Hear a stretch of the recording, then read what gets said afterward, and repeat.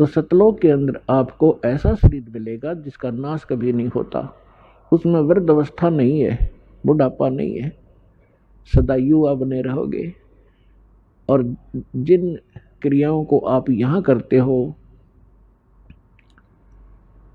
सैर सपट्टा करना प्रत्येक आत्मा चाहती है, हिल स्टेशनों पर घूम का वहाँ जाकर पार्कों में डोड़ा में घूमें, ये सारी सुविधाएं आपको सतलोक में प्राप्त है। प्रत्येक के घरों में ऐसा है। और घूमने के लिए आपके पास विमान है, वहाँ पर विमान। यहाँ तो एक मोटरसाइकिल हो जाए वह बड़ी बात मानते हैं हम, और 6 बजे में तेल डलाना पड़ेगी तो लंबे सफर में जावत है। तो वहाँ कुछ भी नहीं है, निष्कर्म में मोक्ष वहाँ प्राप्त होता है, बिना काम किए सारे सुख प्राप्त होंगे। लेकिन वो होगा यहाँ किए हुए का प्रतिफल। जैसे बच्चा विद्यालय में जाता है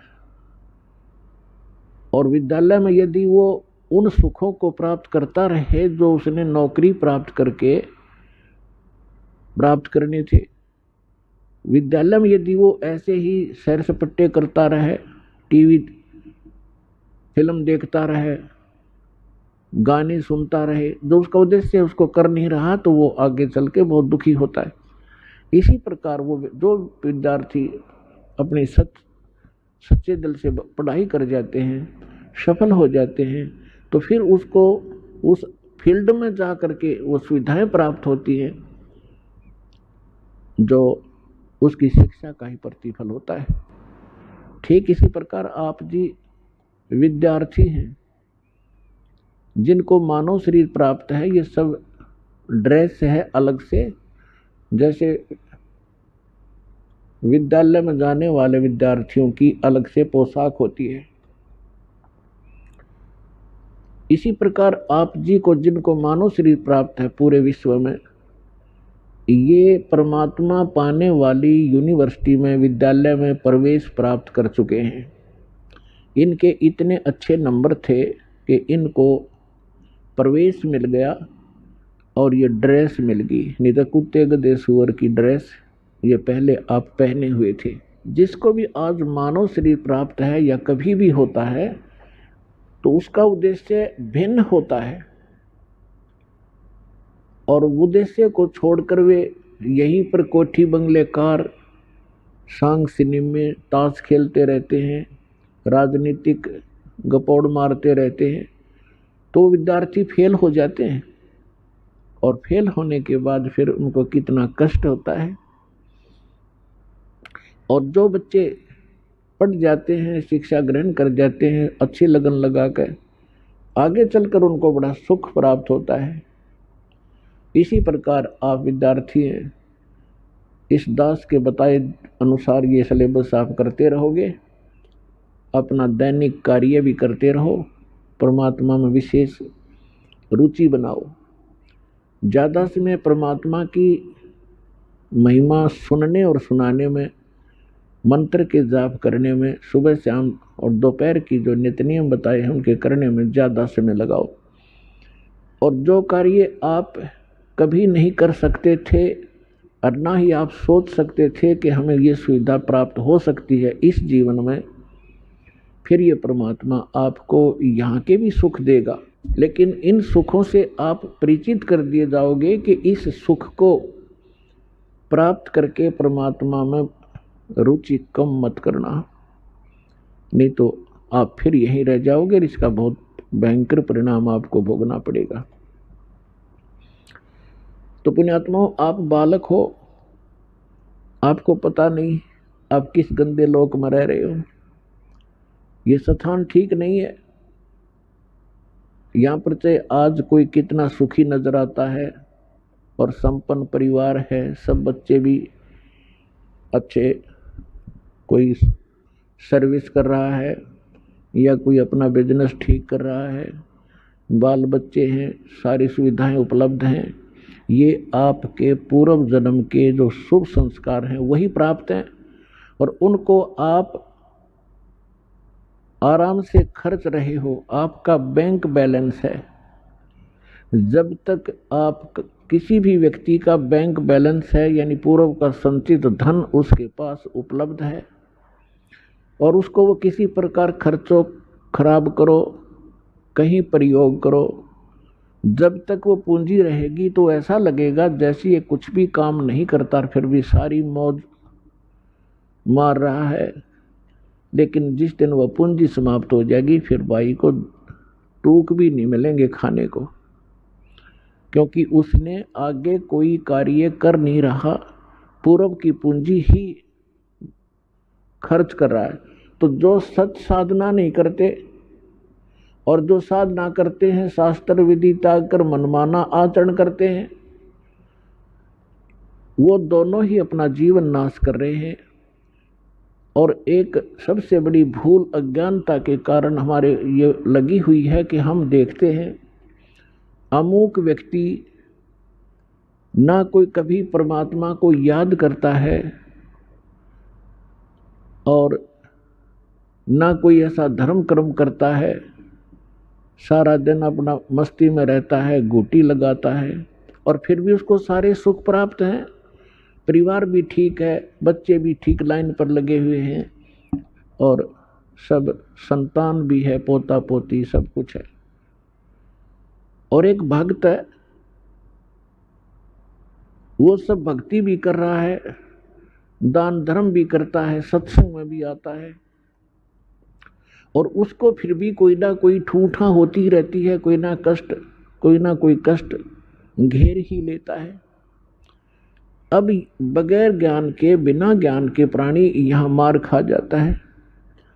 वो ये सोच बैठता है क्या फायदा इस भक्ति का, ये व्यक्ति सामने वाला कभी राम नाम लेता नहीं, कोई धर्म नाम की चीज ये जानता नहीं, इसको सारी सुख प्राप्त है और हम सब कुछ कर रहे हैं फिर भी कोई ना कोई दुख आ ही रहा है।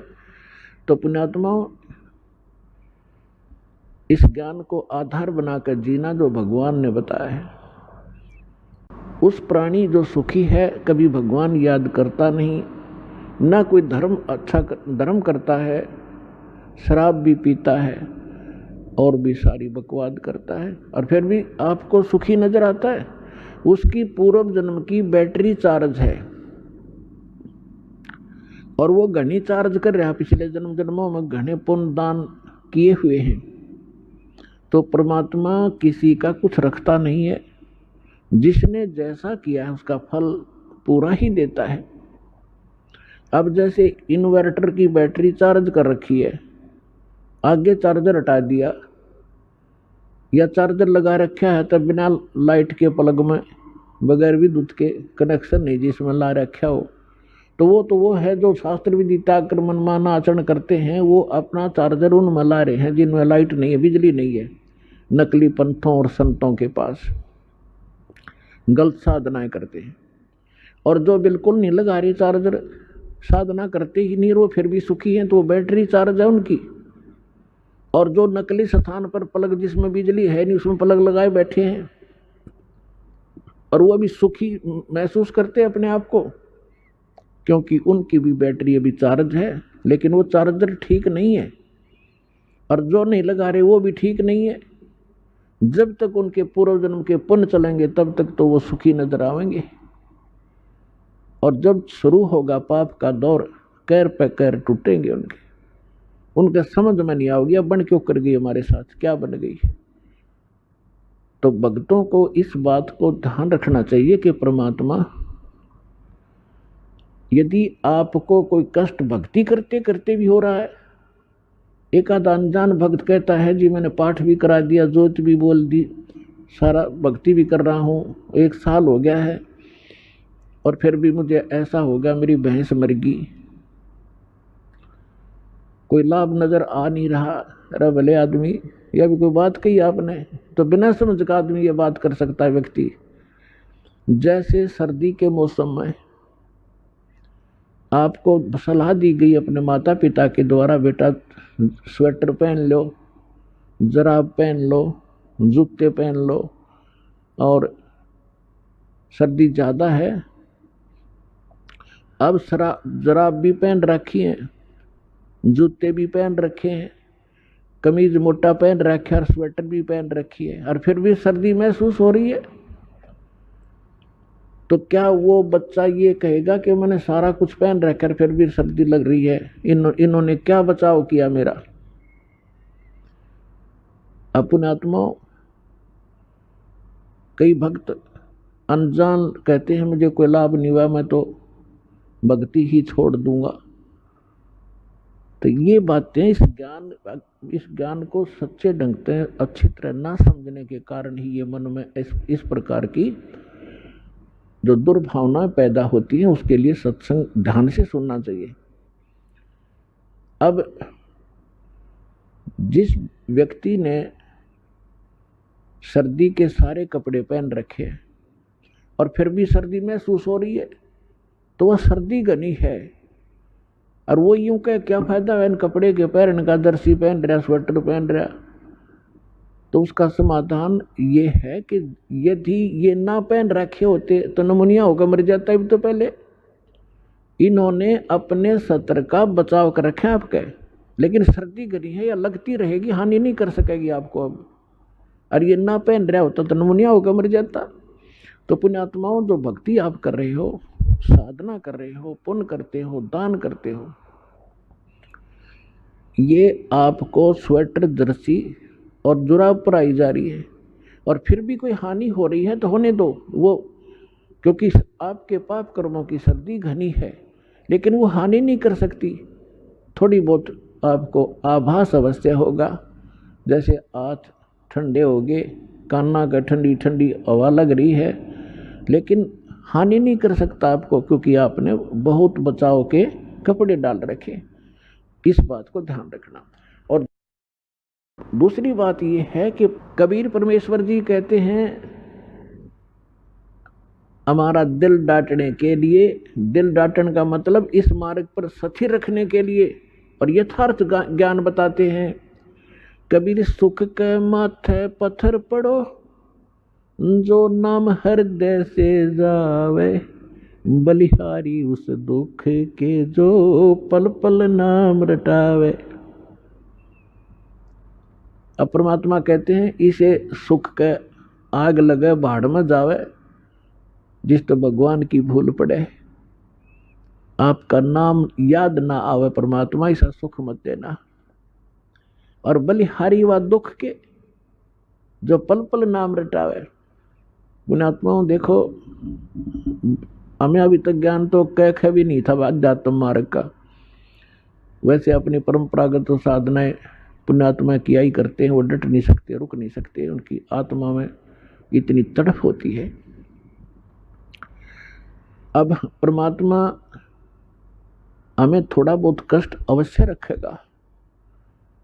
यदि आपको सर्व सुख यहाँ प्राप्त होगे तो आप वही हो जो सर्व सुख को सतलोक में ठोकर मार के आएंगे। और फिर कुछ दिन में यहाँ भी भूल पड़ जाएगी, सारे ठाठ हैं, कोई दिक्कत नहीं आई, और वो जो लगन लगाना चाहते हैं सतलोक में की कसक बनाना चाहते हैं, वह भूल पड़ जाएगी। तो आपको थोड़ी बहुत जो तकलीफ हो रही है उसके दो कारण समझना। एक तो ये समझना कि हे परमात्मा, आपकी शरण में और आपकी भक्ति करते करते और ये दान धर्म करते करते भी मुझे कष्ट हो रहा है। आपकी शरण में ना होता तो ना जाने के बिजली गिर जाती मेरे घर के ऊपर, मेरे शरीर के ऊपर। और ये सत की सत मानना। कुछ भक्त क्या होते हैं जो 1-2 वर्ष साधना कर लेते हैं, 5-6 महीने नाम ले लिया, 5-4 महीने फिर छोड़ छाड़ गए। गलती तो उनकी अपनी होती है, क्योंकि मर्यादाहीन हो जाने से परमात्मा की पावर जाना बंद हो जाती है। जैसे आपने कनेक्शन ले लिया बिजली का और किसी भी कारण से आपका कनेक्शन कट गया, तो पावर आपके घर पे है ही नहीं, और फिर आप यो को कोई लाभ नहीं हो रहा। लाभ कैसे होगा जब कनेक्शन कट गया? कैसे मोटर चलेगी, कैसे चक्की आटा पीसेगी, और कैसे बल्ब जलेंगे आपके? तो उसके लिए है कि कनेक्शन पुनः सुचारू करवावे।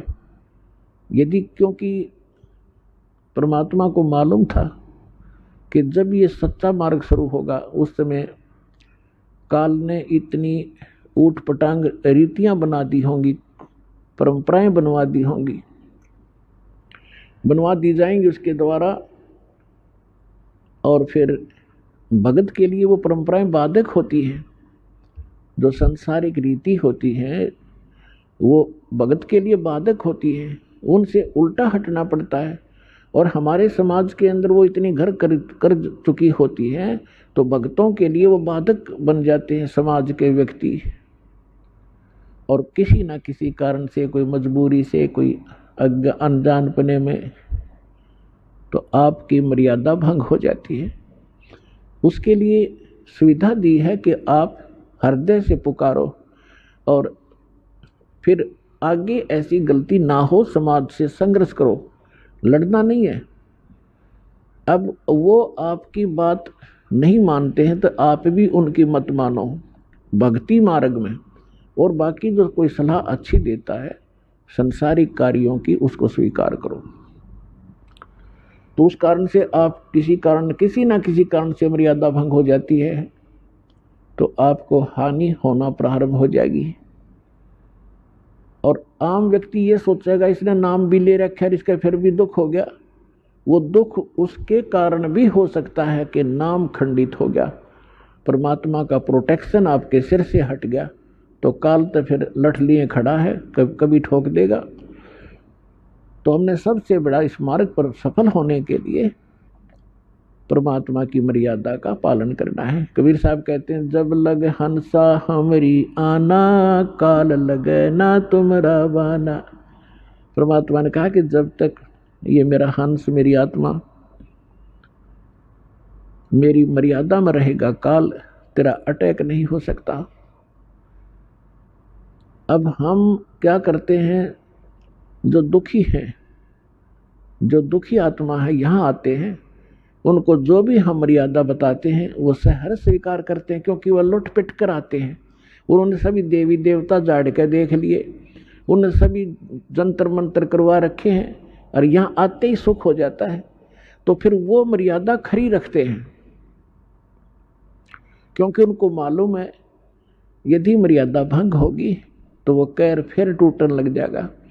और जो बीच बिचाला सा है, जो ना गने दुखी हैं ना गने सुखी हैं, और वो यहाँ आते हैं, नाम ले लेते हैं। परमात्मा का तो स्वभाव है, बिजली कनेक्शन मिलते ही कोई काम कर लियो सब डूडा उठा देगी। और फिर वो लोग विचलित हो जाते हैं, क्योंकि ज्ञान संपूर्ण ना होने से, और कहीं लोकलाज में आके फिर वो कोई ना कोई गड़बड़ कर ही जाते हैं और मर्यादा भंग हुई। देखो, दो कारण होते हैं। कई भक्त ऐसे होते हैं बार बार मर्यादा भंग करते रहते हैं, कोई हानि भी नहीं होती उनको। और कुछ ऐसे होते हैं मर्यादा भंग कर दी, तुरंत उसको हानि होगी या मृत्यु हो जाती है या कोई और कष्ट भारी आ जाता है। उसका ये कारण होता है कि जो बार बार मर्यादा भंग भी कर रहा है, कोई हानि भी नहीं हो रही है, तो उसका अभी शुभ संस्कार पिछले चल रहे हैं। और जिसने मर्यादा भंग कर दी और मृत्यु होगी तो उसका संस्कार था मृत्यु का, और मर्यादा भंग होने से परमात्मा का प्रोटेक्शन हट गया और उधर से उसका वो समय आ गया। और यदि वो मर्यादा में होता तो वो समय वैसे कहा जाता मृत्यु का, उसको मृत्यु प्राप्त नहीं हो सकती। तो पुण्यात्माओं, ये थोड़ी सी सावधानी ये भी बरतो, घनी सावधानी बरतो कि हमारा नाम खंडा हो।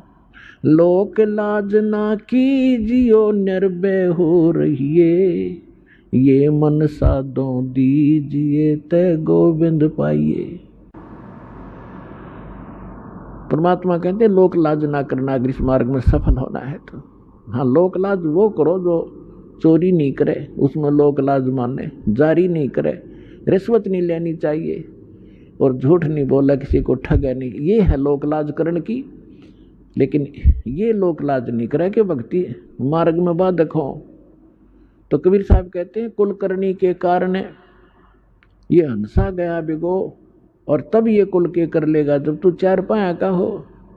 आज तो अपने कुल के लोगों की शर्म मान के मर्यादा भंग करके उनकी क्रियाओं को कर लेते हो, और फिर तुम चार पांव के पशु गधे कुत्ते सूअर बनकर गली में घूमोगे, तब वो तुम्हारा कुल तुम्हें क्या बचाव कर सकेगा। तो यहाँ कहते हैं लोक लाज ना कीजिए निर्भय हो रही है, और यो मन साधो दीजिए ते गोविंद पाइए। इस प्रकार हमने किसी भी कारण से आपकी कोई ऐसी घटना घट भी जाती है आपके घर पे, तो उसके दो कारण हो सकते हैं। एक तो ये है कि आपकी भैंस मर गई और मरना था लड़का, एक भैंस तो और 20 दे देगा भगवान, तो आपको वो बचाव किया आपका। फिर दूसरा ये होता है कि जैसे कई भक्त होते हैं दुखी होकर आते हैं, कुछ एक को तो आप देख रहे हो, जैसा आप बहुत अनुभव सुनते हो भक्तों की अपनी आत्मकथा, कई तो ऐसे होते हैं आते नाम लेते हैं और तुरंत ठीक हो जाते हैं अधिकतर, और कुछ एक ऐसे होते हैं नाम ले भी लेते हैं, 2-4-10 बार चक्कर भी लगा लिए, राहत नहीं, जो वो सोचकर आते हैं कि हमें ये होना चाहिए और वो नहीं हो रहा, तो वो ये सोच बैठते हैं कि मुझे तो कोई लाभ नहीं हो रहा। तो उसके कारण आपको बता दिया बहुत से ऐसे हैं कि जैसे या तो मर्यादा भंग आपकी। कबीर साहब कहते हैं अपनी महिमा पर बताते हैं, सतगुर के दरबार में कमी काहे की ना, हन समोज ना पावता तेरी चूक चाकरी माँ। इस कबीर भगवान के दरबार में इम्पॉसिबल वर्ड नहीं है इसकी डिक्शनरी के अंदर, लेकिन हमें लाभ नहीं मिल रहा, तो उस कहते तेरी चूक चाकरी में, तेरी कोई पूजा सेवा और श्रद्धा में त्रुटि है, उसको सुचारू कर, फिर डूंडा ठा देगा। भगवान ही समर्थ है, ये क्या नहीं कर सकता।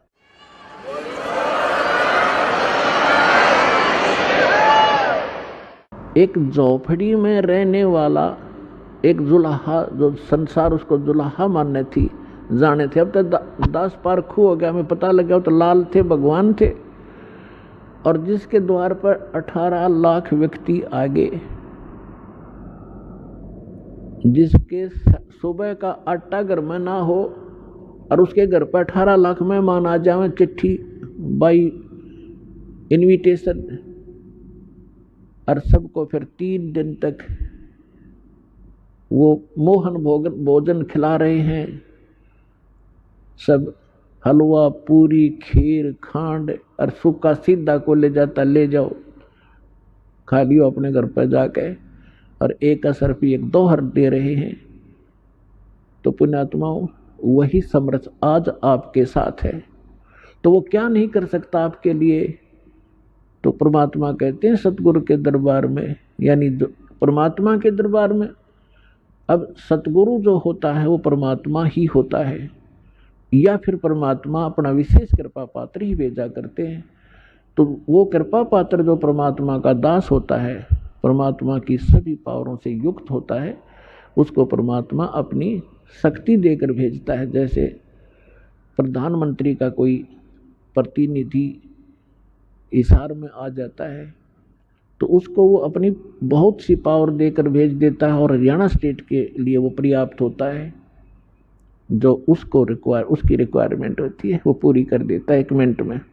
तो इसी प्रकार जैसे प्रसंग चल रहा है कि कुछ भक्त आप देखते हो आशीर्वाद लेते ही और सब दुख दूर हो जाते हैं, शारीरिक कष्ट, प्रथम तो शारीरिक कष्ट ही दुख मानते हो, और फिर घर में सुविधाएं प्राप्त हो जाती हैं। अब दूसरे को ऐसा नहीं हो रहा है, तो ये सोचना चाहिए कि जैसे डॉक्टर के पास सैकड़ों मरीज जाते हैं रोगी, और एक रोगी को तो 4 टैबलेट देता है और अगले दिन बताता है जी मैं स्वस्थ हो गया, और एक का इंजेक्शन भी लाता है, ग्लूकोज भी चढ़ा देता है, एडमिट भी करना पड़ जाता है, और फिर 1-2 महीने तक उसको टैबलेट दी जाती है, तो स्वस्थ करके छोड़ेगा डॉक्टर, क्योंकि उसको पता है ये रोग भयंकर है, ये 4 गोलियों से ठीक होने का नहीं है। तो पुण्यात्माओं आप जी ने ये ध्यान रखना चाहिए। एक तो इसमेमें ज्ञान परमात्मा ने इसलिए आधार बनाया है, क्योंकि जब परमेश्वर कबीर जी 600 वर्ष पहले आए थे, सन 1398 से सन 1518 तक जब परमात्मा यहाँ आए थे, तो उन्होंने अपनी वो सारी लीला करके दिखाई थी जो भगवान किया करते हैं। तो जो प्रसंग चल रहा है हम उसी पर आते हैं कि जैसे कोई एक्सीडेंट हो गया किसी व्यक्ति का और वो हॉस्पिटल में जाता है और उसके शरीर से ब्लड निकल रहा है, बह रहा है, उधर से उसकी टांग फ्रैक्चर होगी है दूसरी, और उसमें पीड़ा घनी हो रही है। अब वो डॉक्टर को वो चिल्लाता हुआ तो जा ही रहा है। डॉक्टर ने देखना है कि पहले इसकी टांग का दर्द ठीक करना है या ब्लड रोकना है। वो ब्लड को रोकेगा कि ब्लड बह गया तो फिर यह टांग भी चली जाएगी। अब पहले वो ब्लड जो बह रहा है उसको रोकने की चेष्टा करेगा, टांग में बेसिक दर्द बना रहे। वो टांग जीवन नाशक नहीं हो सकता, टांग का दर्द, इसलिए डॉक्टर पहले उसको रोकेगा जो जीवन नाशक है इसका, फिर धीरे धीरे उसका टांग का भी ट्रीटमेंट शुरू होगा। इसी प्रकार आप जो उद्देश्य लेकर आते हो और वो पूरा ना होता है तो परमात्मा ने हमारे को ये ज्ञान दिया। जब परमात्मा 600 वर्ष पहले आए थे, 120 वर्ष रह के गए थे, सन 1398 से सन 1518 तक 120 वर्ष। तो उस समय 64 लाख शिष्य हुए थे परमेश्वर के, एक धानक के, जुलाहे के, झोपड़ी में बैठे निर्धन व्यक्ति के। अगर उसको झोपड़ी में जाकर आदमी देखा तो सोचा ये संत कहाँ से थे, गरीब मजदूर व्यक्ति है। अब जैसे आज टीवी चैनल बनवाए परमात्मा ने दिया है ये नॉलेज, आपके जो बुद्धिमान व्यक्ति हैं, भगत हैं, उनका तो यह बात समझ में पक्की आ जाएगी कि ये जो भी आज इंटरनेट सिस्टम, यूट्यूब आदि बनाया है और ये इलेक्ट्रॉनिक सिस्टम बनाया है, ये परमात्मा ने दी है बुद्धि। अब जैसे ये अध्यात्म मार्ग का ज्ञान आज तक किसी ऋषि महर्षि से बड़े बड़े विद्वान जो दीक्षा करते किसी के पास नहीं था, और यू ज्ञान इस दास को दे दिया और ऐसा सुलझा कर धर दिया, आम व्यक्ति समझ सकता है। आपके लिए कितनी सुविधा होगी ना। आप ये गीता पढ़ते पढ़ते कितने दिन हो गए थे, और इस गीता को फर्स्ट क्लास की बुक बना दिया परमात्मा के ज्ञान ने। पहली कक्षा की किताब से दिखा हमने, ना पाठ दिखाई देता। तो इस दास ने अपनी अकल और अपनी बुद्धि का खूब पता है, जिसी मेरे में बुद्धि थी, मुश्किल से पास होया करते, पढ़ा करते जब, और 6 बार पढ़ा करते जब कितने एक लेसन याद होया करता। आज उस परमात्मा ने अकल दी, बुद्धि दी, और ये सब सदग्रंथ खोल कर धरवा दिए। तो गॉड गिवन माइंड है ये, ना कि जीव का।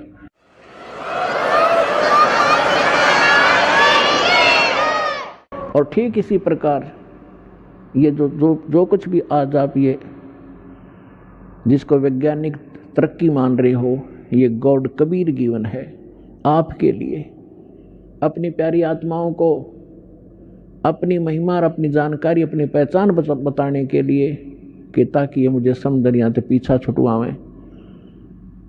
ये विज्ञान कति काम नहीं आवेगी किससे कभी। और दूसरी कृपा की दाता ने विज्ञान दी, डॉक्टरों को बुद्धि दी, अच्छी दवाइयाँ खोज ली।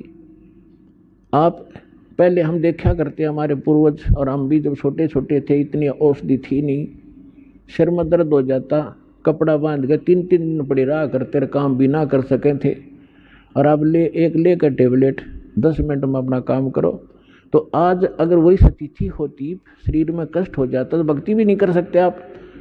तो आज ऐसी मेडिसिन जो दी है ये परमात्मा गॉड गिवन है, कबीर साहब ने दी है। और एक टेबलेट ली और अपना भजन करो और काम करो।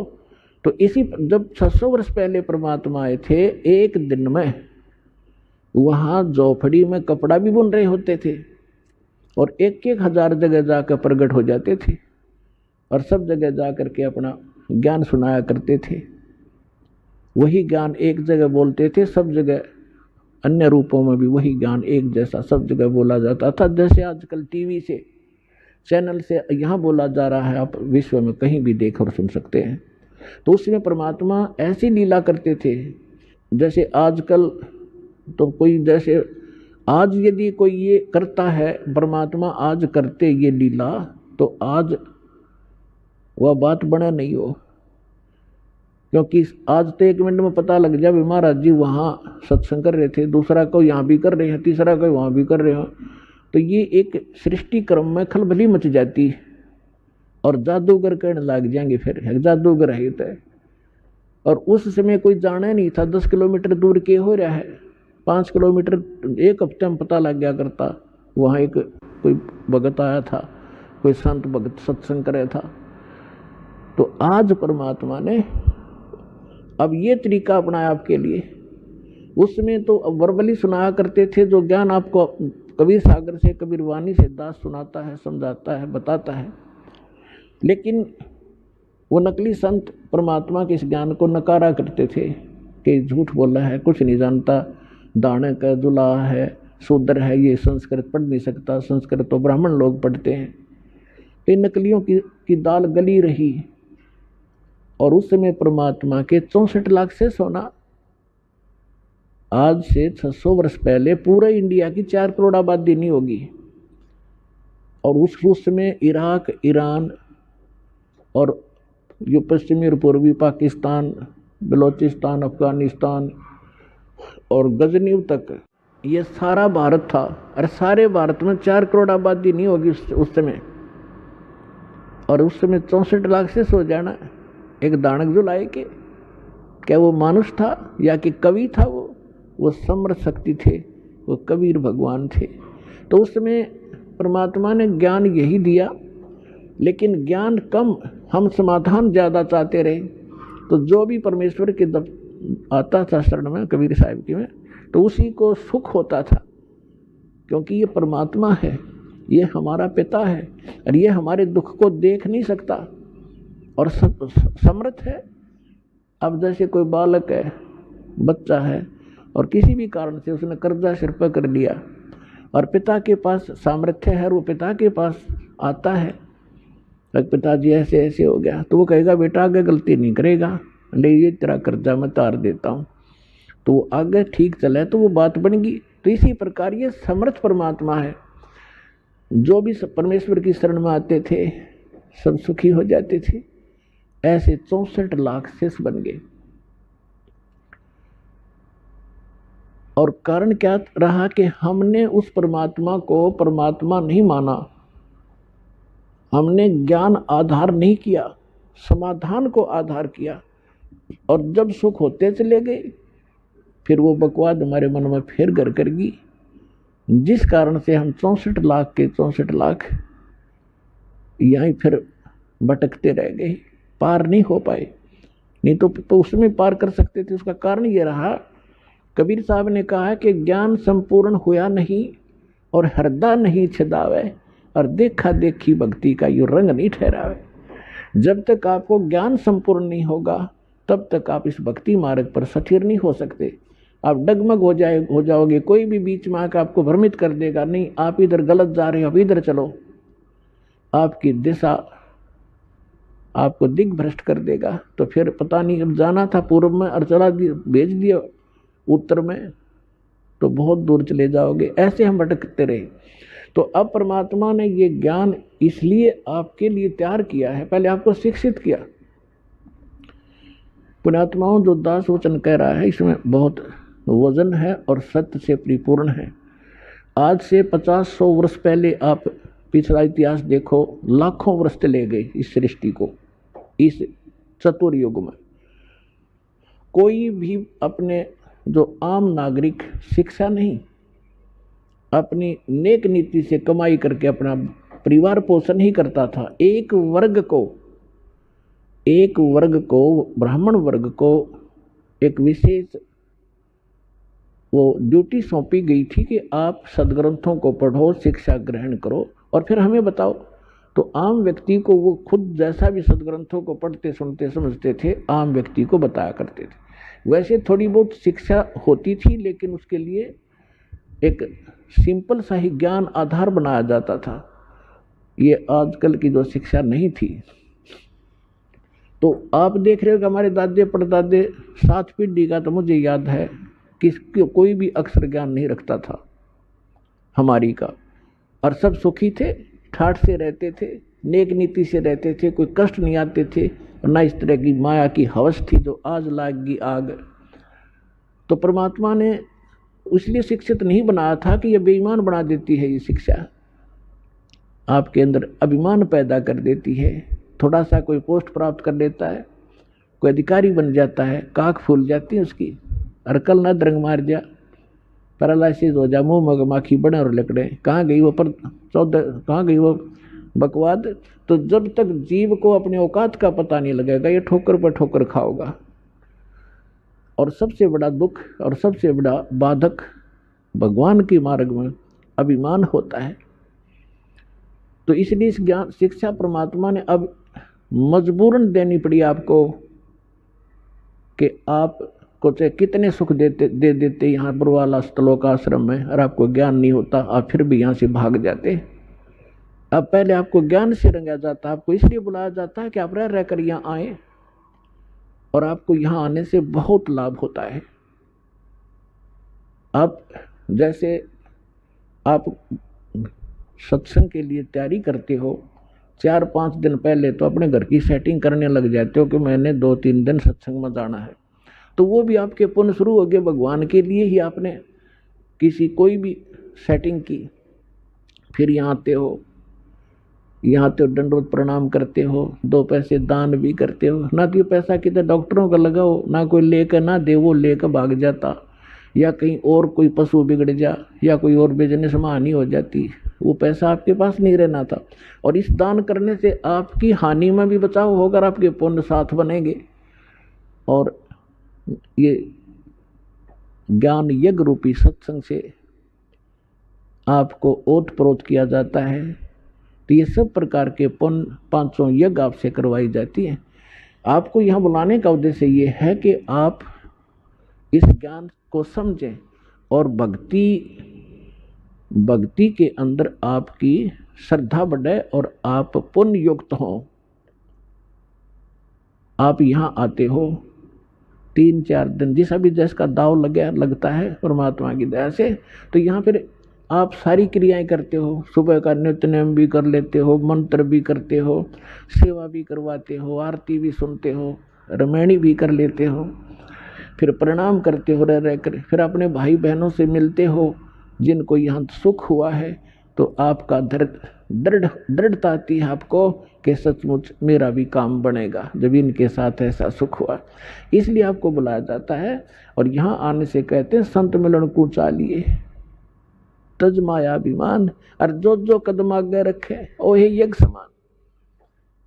अब इस सतलोक आश्रम बरवाला में की तरफ आप जब भी रुझान बनाते हो, वहीं से आपके पुण्य प्रारंभ हो जाते हैं। और आप कितने भक्तिहीन हो चुके हो ये अंदाज़ा लगा लेना। आजीवन आप यह भक्ति करते चलोगे, तब जाकर के आप सतलोक जाने योग्य पुण्य युक्त हो पाओगे। तो आप कितने, जब सतलोक से आए थे तब आप कितने पुण्यकर्मी प्राणी थे। इस काल के होटल में आकर आपने सारी पूंजी का नाश कर दिया, आप एक भिखारी बन गए। गरीबदास जी कहते हैं उत्तर दक्षिण पूर्व पश्चिम तो फिरदा दाने दाने नो, और सर्व कला सतगुरु साहिब की हरियाए हरियाणे नो। तो हर एक दाने के लिए धक्के खाते, अंडों को इंग्लैंड में जा रहे, हर को अमेरिका में धनी बन काऊंगा। आपने यही धनी बना दे परमात्मा, जो नीत साबित होता है। करके देखो, भक्ति 100 सुख देगा, 100 बरकत देगा, 100 प्रकार के आपकी हानि टाल देगा, यही सुख हो गया। और फिर धन का करोगे क्या तुम? जब आपको ये अध्यात्म ज्ञान होगा, फिर आपको केवल गीता अध्याय नंबर 7 के श्लोक नंबर 29 याद रहेगा।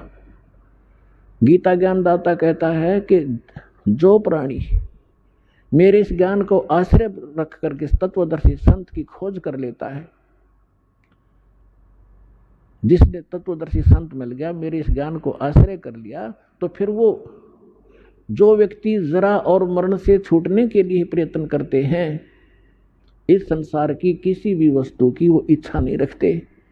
जरा माने वृद्ध अवस्था का कष्ट और मरण माने मृत्यु। अब भक्तात्माओं थोड़ा सा ज्यादा जोर देना अध्यात्म मार्ग की ओर। या माया तो बतेरी जोड़ ली आपने, और किसी के पास कोई सेठ बना दिखता नहीं, अरबपति देख लो, उसके ऊपर कम से कम 1 अरब पैसे होंगे तो 2 अरब कर्जा पाओगा। हमने नो दिखा 4 फैक्ट्री है इसके, लेकिन उसकी मेंटली हालत इतनी बुरी होती है, सपने में सुख नहीं उस मानस को। तो आपने ये इधर ज़्यादा ध्यान देना पड़ेगा भगवान की तरफ, इस मार्ग के ऊपर आपने आगे बढ़ना पड़ेगा। आप यहाँ क्या किसके लिए जोड़ा? परमात्मा कहते सर्व सोने की लंका थी वह रावण से रणधीरम, एक पलक में राज विराजी जम के पड़े जंजीरम।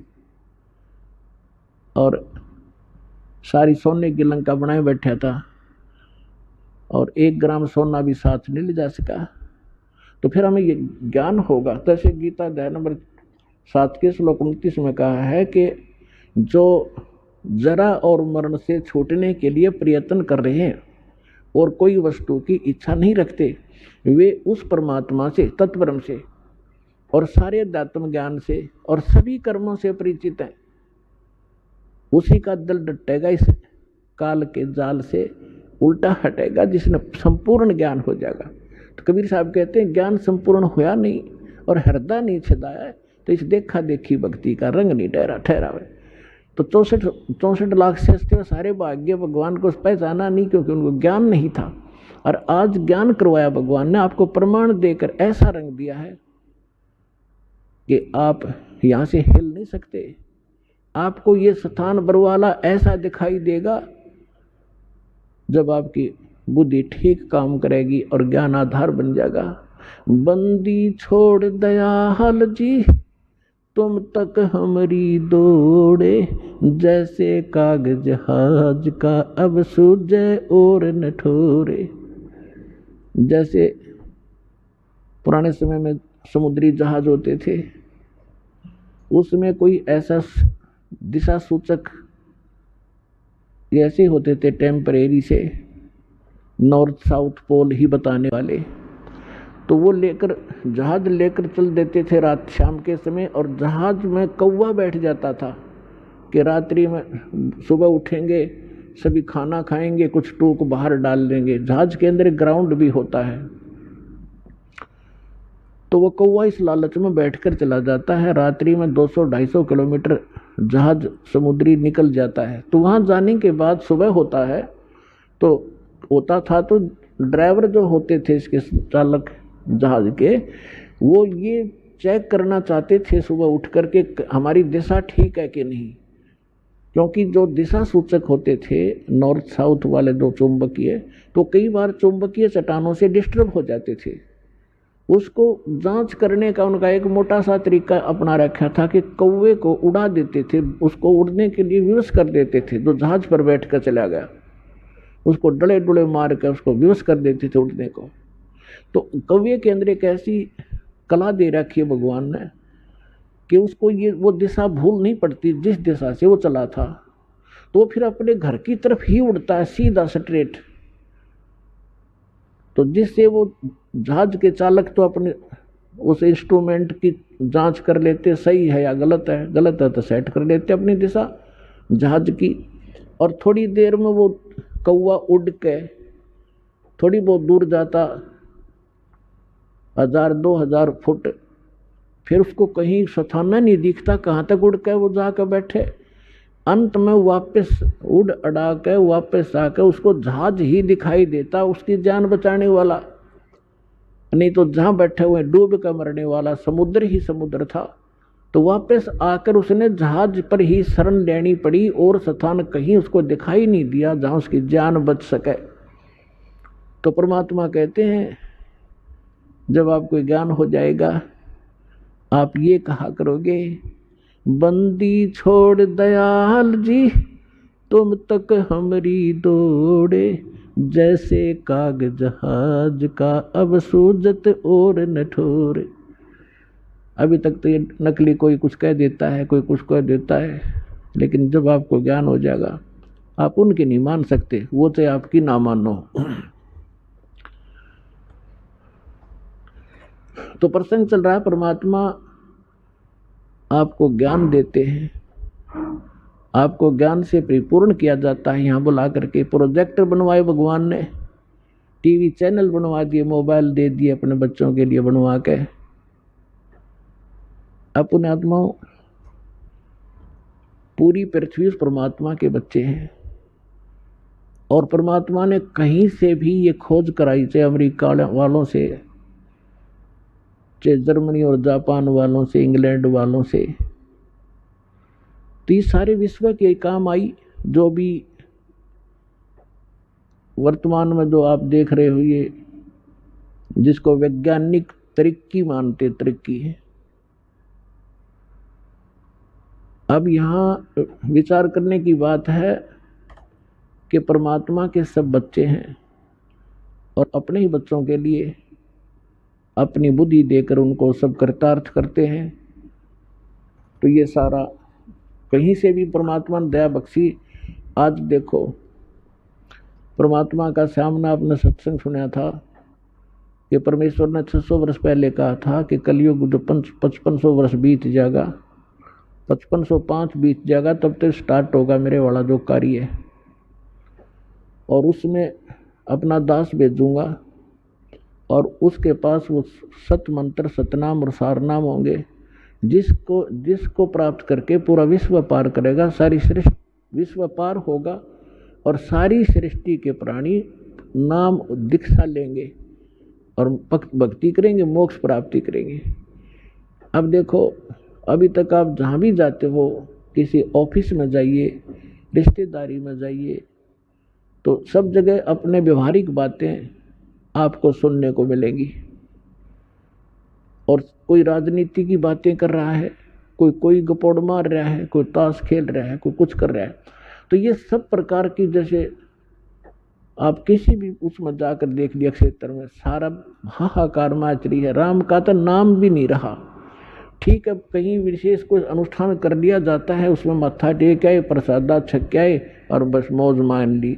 हम सोचा हो गया, भक्ति इतनी होती होगी, नहीं। कबीर साहब कहते हैं कि जिन हृदय सा सुमरिया ताको तैसा लाभ, ओसा प्यास ने भाग ही जब लग दसैनी आब। ओस के चाटने से प्यास समाप्त नहीं होती, उसके लिए तो गट 2-3 गिलास पीने पड़ेंगे जब तृप्ति होगी। तो पहले हम दान करते थे, 100 रुपया डाल देते गीता, तब बड़ी खुशी मनाते थे, बहुत बड़ा दान कर दिया। 5.25 का प्रसाद जिस दिन बांट देते बूंदी का, तो नहीं सोचा करते आज तक कमाल हो गया, ये कोई धर्म था? ये तो ओस चाट रहे थे हम। अब हम गिलास के गिलास पीने लगे, यहाँ दान करते हैं बच्चे। और कबीर साहब कहते हैं धर्म तो 10 का नहीं, 10 का माने नाश नहीं होता धर्म का, चाहे 10 के 3 लोक, और खैरायत में खैर है कीजिए आत्मपोख। गुरु बिन माला फेरते, गुरु बिन देते दान, गुरु बिन दोनों निष्फल हैं, चाहे पूछो वेद पुराण। यानी कुपात्र को दिया हुआ दान भी व्यर्थ जाता है, सुपात्र को दिया हुआ दान 1000 गुना होकर आपको प्राप्त होता है और आपके पुण्यों में भी वो काउंट लिखा जाता है। तो जो प्रसंग चल रहा है, हम वहीं आते हैं कि जब तक ज्ञान संपूर्ण नहीं होगा तो आप इस भक्ति मार्ग पर चल नहीं सकते। तो परमात्मा ने दया बख्शी है, जैसे पूरी सृष्टि नाम लेवेगी। अब दीक्षा कैसे लेगी? अब सबके विचार आप देख लो। दास को बिटर एक्सपीरियंस है इस भक्ति मार्ग पर चलने का। शुरुआत की अपने घर से, कोई नहीं माने, सारे उल्टे पड़े, तू कहाँ से ये ज्ञान ले आया, तेरा दिमाग घूम गया, सारे एक तरफ उठ कर चले जा। फिर कोई रिश्तेदार आ जाए, उससे बताने लगूं, क्योंकि ज्ञान ऐसा है ना जाने कितना बता दूं। फिर नो कहने लगे वो तो पागल हो लिया रामपाल, तो उड़ जाइयो ना, बैठ जा 2 घंटे उठने देता ना। तो कहने का भाव ये है कि आज आपके साथ, सबके साथ ऐसे ही बना है।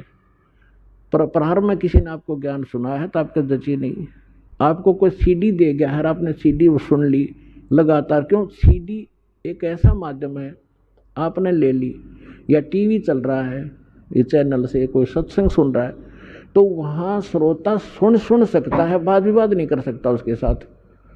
और वाद विवाद करके आदमी उस निष्कर्ष तक पहुँचे नहीं पाता जहाँ वक्ता पहुँचाना चाहता है। तो परमात्मा ने दया बख्शी कि टीवी के सामने बैठ कर तो कितना ही कुछ सोचता रहे कि झूठ बोला है, झूठ बोला है। और जब प्रमाण सामने आएंगे, अगर वो बीच में ही वाद विवाद हो जाए, आमने सामने बैठे होते तो बीच में वाद विवाद कर देता है, क्या ले रहा, उठ कर चला जाता। फिर उसने उसमें देखते देखते देखते सारे प्रमाण मिल गए, तो जो उसके अंदर डाउट थे वो समाप्त हुए।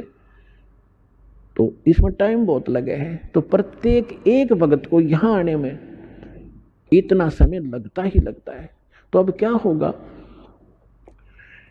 अब ये जैसे आप देख रहे हो, एक भक्त अपना अनुभव बता रहा था, पिछले सत्संग में आपको सुनाया था कि हम यहाँ से राजस्थान के भक्त आते हैं, यहाँ हिसार से एक ट्रेन चलती है, यहाँ खाली होती है, यहीं से स्टार्ट होती है, तो हम 2-2.5 हज़ार भक्त उसमें बैठ जाते हैं सुबह सुबह जाके हिसार से जोधपुर वाली में।